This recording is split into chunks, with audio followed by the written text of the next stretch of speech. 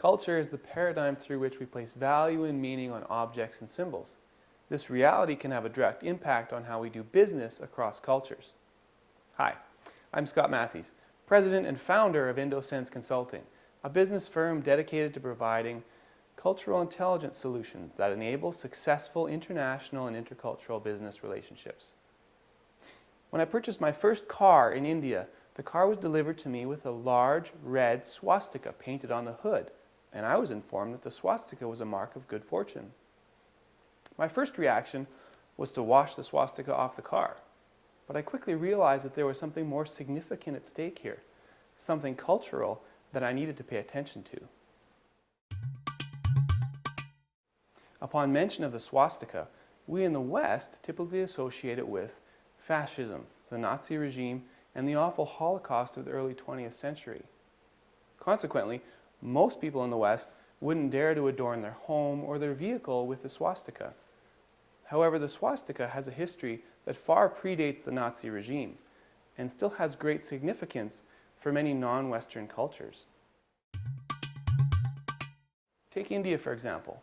Upon arrival in India, one will notice that swastikas adorn temples, homes, cars, even taxis.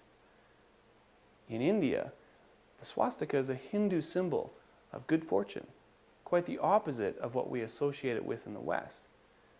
Consequently, if you're entering into a business agreement in India, you may find the swastika displayed prominently throughout the process, particularly if you're purchasing land or taking over a factory, or, as in my case, purchasing a new vehicle. Depending on your own personal story, seeing the swastika displayed with such prominence may cause you a certain level of discomfort. So when I received my car with this bright red swastika painted on the hood, I was forced to make a difficult decision.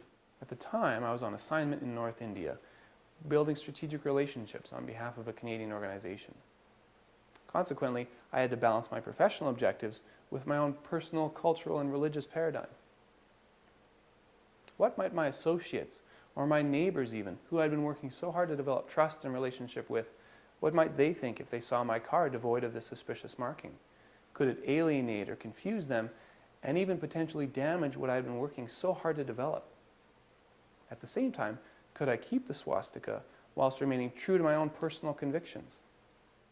This raises the question of how to prepare for and process potential cultural conflicts while still accomplishing organizational or personal objectives. These kinds of challenges can be solved effectively by applying the cultural intelligence framework. The cultural intelligence framework asks 4 key questions. 1. What is my motivation?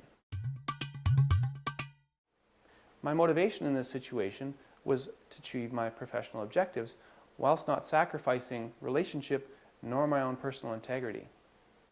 2. What do I need to know about this situation? Well, in this situation, I needed to understand myself as well as Indian cultural values and systems in order to properly assess risk and understand the implications involved. 3. What is my plan? Based on my motivation and what I knew about the situation, the risks and implications, I needed to develop a plan that would mitigate the potential risks and turn the situation into an opportunity for furthering my fundamental objectives. 4. What behaviors do I need to adjust?